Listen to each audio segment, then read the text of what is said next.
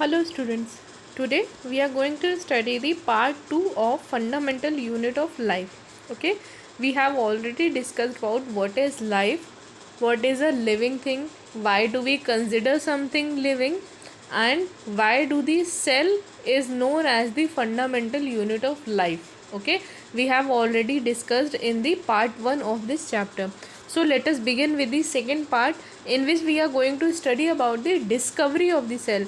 Who were the scientists involved in the discovery, how it was discovered, and how the advancement in the discoveries came with the time. Okay, so first scientist with reference to the cell discovery is Robert Hooke. What is done? Robert Hooke observed the cork of a plant cell. उसने क्या किया था? Cork मतलब जो पेड़ के बाहर की सो होती है, जो ड्राई एरिया कॉर्क होता है, जिसको हम लोग छाल बाहर की कहते हैं, उसको ऑब्जर्व किया था. तो उसने क्या देखा? उसमें स्मॉल रूम्स टाइप के, उसकी जो ऑब्जर्वेशन थी उस टाइम की, उसने किससे कंपेयर किया था? उसने उस टाइम के जो मोनेस्ट्री में मॉन्क्स रहते होंगे, उस जो छोटे छोटे रूम्स में रहते थे, उसने उससे कंपेयर किया. इसीलिए उसको क्या नाम दिया? सेल. ओके, उस समय के उन रूम्स को सेल बोलते होंगे, इसीलिए उसको नाम क्या दिया? सेल. ओके, सो एंड जब उसने अपनी मतलब लिखी थी, तो उसने कहा था कि ये रिजेंबल और किससे कर रहे हैं? ये रिजेंबल कर रहे हैं हनी कोम से. ठीक है, हनी कोम मतलब आपके क्या कहते हैं, मधुमक्खी का छत्ता होता है, उसमें जो एक जैसे हेक्सागोनल स्ट्रक्चर्स होते हैं एक जैसे पूरे में. तो उसने कहा था ये इस तरह के मुझे दिखाई दे रहे हैं. ठीक है, तो रॉबर्ट हुक ने 1665 में पहली बार किसी सेल को ऑब्जर्व किया था. ठीक है, किसी चीज़ को ऑब्जर्व किया था जिसमें उसने कहा कि ये सिमिलर स्ट्रक्चर्स दिख रहे हैं एक जैसे, जिसको उसने सेल का नाम दिया. और उसने क्या ऑब्जर्व क्या किया था? Cork of a plant. Okay, cork वो किया था जो किसी प्लांट के ट्री के बाहर का वो होता है. तो उसने एक्चुअली में क्या किया था? उसने डेड सेल को ऑब्जर्व किया था. ठीक है, तो उसकी ऑब्जर्वेशंस उसी में लिमिटेड थी. ठीक, और जिस टाइम पे उसने किया था, माइक्रोस्कोप भी इतना ज़्यादा डेवलप नहीं था. तो सबसे पहले जो एक सेल को डिस्कवर किया था कि मतलब हाँ, कोई चीज़ में ऐसे एक जैसे सिमिलर स्ट्रक्चर्स होते हैं, तो उसने उसका नाम क्या दे दिया? सेल.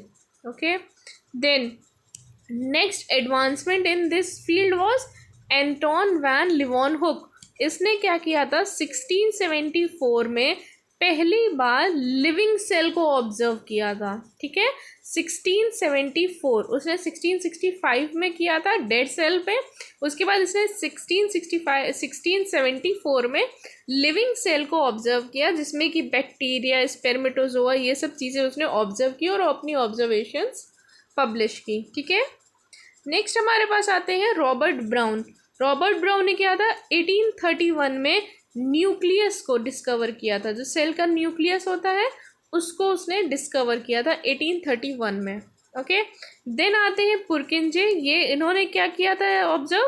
1839 में जो न्यूक्लियस के चारों तरफ एक जेली लाइक वो होता है, उसको उसने क्या कहा था? जेली लाइक मटेरियल को प्रोटोप्लाज्म बोला था. ठीक है, जो भी सेल के अंदर, उसने कहा कि जेली लाइक जो भी स्ट्रक्चर होता है, इसको हम लोग क्या बोलेंगे? प्रोटोप्लाज्म.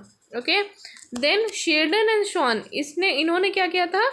मैल्थियस जे शेल्डन एक जर्मन बॉटनिस्ट थे, और थियोडोर शेवान एक क्या थे? ब्रिटिश जियोलॉजिस्ट थे. तो क्या कहते हैं, शेल्डन ने क्या किया? बहुत सारे प्लांट्स को ऑब्जर्व किया था, और शेवान ने क्या किया था? बहुत सारे एनिमल्स को ऑब्जर्व किया था. तो उन्होंने 1839 में कंबाइन करके अपनी स्टडी को एक सेल थ्योरी निकाली. ठीक है, 1839 में उन्होंने सेल थ्योरी निकाली, दोनों ने अपनी कंबाइंड ऑब्जर्वेशंस करके. ठीक है, तो सेल थ्योरी में उन्होंने बहुत सारे पोस्टुलेट्स दिए. ठीक है, उन्होंने बहुत सारी अपनी फाइंडिंग्स उसमें प्रिंट करके दी. तो पहली चीज़ उन्होंने क्या कही? All the living organisms are made up of cells. जितने भी लिविंग ऑर्गेनिजम्स हैं वो किससे मिलके बने हुए हैं? सेल से. ये हमने पहले भी पढ़ा था कि कोई चीज़ में लाइफ है, कोई चीज़ लिविंग है, तो तभी होगी जब उसके सेल्स में वो लिविंग एक्टिविटीज़ हो रही होंगी, तभी वो क्या कहलाएगा? एक लिविंग ऑर्गेनिज्म कहलाएगा. तो लिविंग ऑर्गेनिज्म किससे मिलके बने हैं? सेल से. ठीक है, that is they they are morphological and structural unit of organism, ये हमने पहले भी पढ़ा कि वो स्ट्रक्चरल यूनिट है, ठीक है।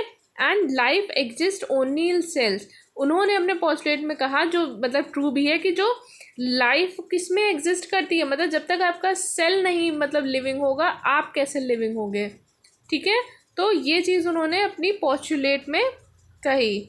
उसके बाद क्या बोला, दे कंटेन हेरिडिटरी मटेरियल, उन्होंने कहा हेरिडिटरी क्या होता है, देखिए जैसे आप होंगे तो कहीं ना कहीं आप अपने फादर मदर या अपने ग्रैंड फादर ग्रैंड मदर्स कहीं ना कहीं कुछ रिजेंबल करते होंगे, कुछ ना कुछ आपके फीचर्स, तो वो जो चीज़ एक ट्रांसफ़र होती है, मतलब ये ट्रेड्स को, उसको हम लोग हेरिडिटरी मटेरियल बोलते हैं, ठीक है। कोई भी ट्रेड्स आपकी एक जनरेशन से दूसरी जनरेशन पास होती है, उसको उस ट्रेड को हम लोग क्या बोलते हैं, हेरिडिटरी मटेरियल। तो जो सेल होते हैं ये ट्रांसफ़र करने का भी काम करते हैं, दे कंटेन इट, उनके अंदर ही हेरिडिटरी मटेरियल होता है सेल के अंदर, ठीक। तो उन्होंने ये कहा। नेक्स्ट बोला, new cells are form due to division in the old cells. अब नए सेल्स मतलब क्या, आपका मतलब ग्रोथ, आप जितने छोटे में थे अभी तक तो वैसे नहीं होंगे, ठीक है। ऐसा नहीं है कि हम लोग वैसे ही वैसे, तो हम लोगों में ग्रोथ हुई है किसकी वजह से, डिवीज़न ऑफ सेल्स की वजह से ग्रोथ हो रही है। तो नए सेल्स कैसे बनते हैं, division of the old cell, old cell में जब डिवीजन्स होते हैं तो उनसे क्या बनते हैं, नए सेल बनते हैं। उसके बाद all cells are similar in their basic structure and function, जितने भी सेल हैं, मतलब जैसे हम लोग हैं, अगर एक आप ह्यूमन को देखो, ह्यूमन आप दूर से देखो, 2 आँखें 2 कान 1 नाक, दूर से आप देख रहे हो तो हाँ मतलब हर इंसान मतलब 2 पैरों पे चल रहा है, ये कर रहा है, तो बेसिक स्ट्रक्चर और फंक्शन हर ह्यूमन का अलग है, बट क्या आइडेंटिकल हैं, नहीं। Similar is the case with the cell, वो स्ट्रक्चरली सेम है, फंक्शनली सेम होंगे, बट आइडेंटिकल नहीं होंगे सारे के सारे सेल्स, ठीक है। जितने भी सेल्स होते हैं किसी भी ऑर्गेनिज्म में वो एक जैसे नहीं होते हैं, सब अलग अलग टाइप के होते हैं, ठीक है। बट उनका कहीं ना कहीं फंक्शन एक ही जैसा होगा, ठीक, और स्ट्रक्चर बेसिक स्ट्रक्चर एक जैसा होगा, ठीक। Then the way an organism functions depend on the way cells work, जो एक ऑर्गेनिज्म फंक्शन करता है, मतलब जैसे कि आपके सेल्स हैं, अगर आपके सेल्स प्रॉपरली काम नहीं करेंगे, मतलब आप जैसे डिसीज़ हो, ठीक है, आपको डिसीज़ हो तो आपके सेल्स पहले अच्छे से काम नहीं करेंगे, तभी आप काम नहीं कर पा रहे होंगे। तो और अगर सेल्स आपके अच्छे से काम करेंगे तो आपके क्या कहते हैं, आप भी बहुत अच्छे से काम कर पाएंगे। तो कोई भी ऑर्गेनिज्म वैसे ही फंक्शन करता है जैसे उसके सेल फंक्शन करते हैं। तो बेसिक लेवल पे क्या होता है, बेसिक लेवल हमने पढ़ा ना, फंडामेंटल यूनिट यही होती है, जब आपके सेल्स अच्छे से काम करेंगे तभी आप अच्छे से काम कर सकेंगे, ठीक है। तो ये चीज़ें थी आपकी सेल डिस्कवरी से रिलेटेड।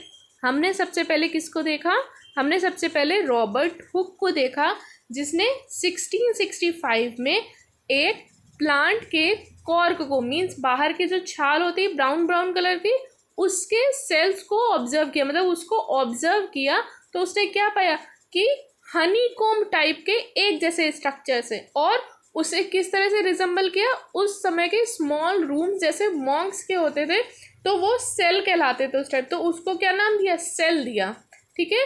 इसको क्या नाम दिया, सेल, ठीक। वो जो सेम स्ट्रक्चर्स रिजेंबल कर रहे थे एक दूसरे से, उसको एक स्ट्रक्चर को क्या नाम दिया, सेल, ठीक। किस ईयर में किया था, 1665, नाम याद रखिएगा और ईयर, ठीक।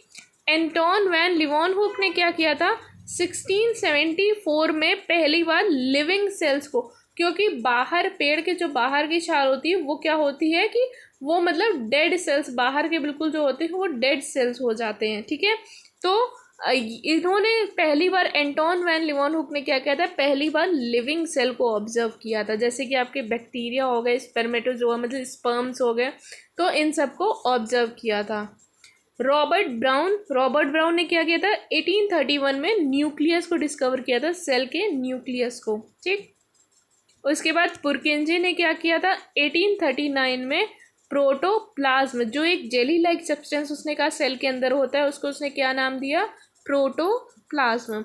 फिर शेल्डन एंड स्वान ने क्या दिया, सेल थ्योरी दी थी 1839 में, जो कि शेल्डन बॉटनिस्ट थे और श्वान थे जियोलॉजिस्ट। तो इन्होंने अपनी प्लांट्स और एनिमल्स की जो भी फाइंडिंग्स थी उसको एक साथ कंबाइन करके उसको क्या नाम दिया, सेल थ्योरी।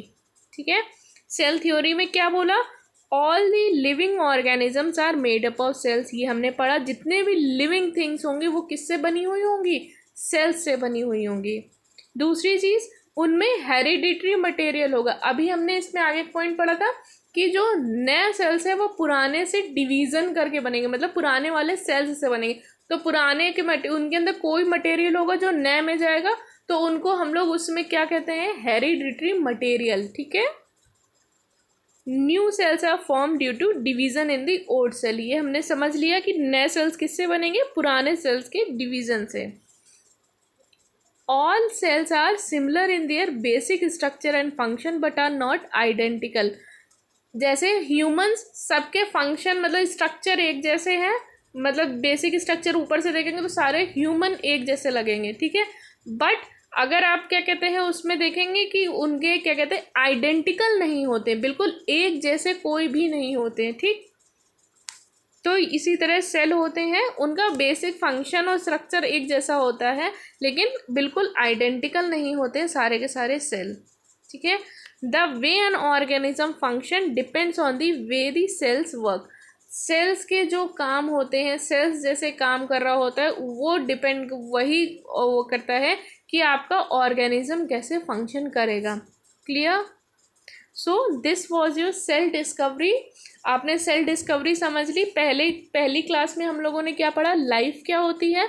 लाइफ का मतलब होता है हम एक्टिविटीज़ करते हैं वेरियस, ईट करते हैं, एक्सक्रीट करते हैं, ब्रीथ करते हैं, लेकिन बहुत सारी कंडीशंस इसमें वो क्या आ जाती हैं कि जिनमें हम अगर सो रहे हैं तो उस समय खा नहीं रहे हैं, हम लोग क्या कहते हैं वॉक नहीं कर रहे हैं, बट हम लोग ब्रीथ कर रहे हैं, तो इससे पता चल रहा है।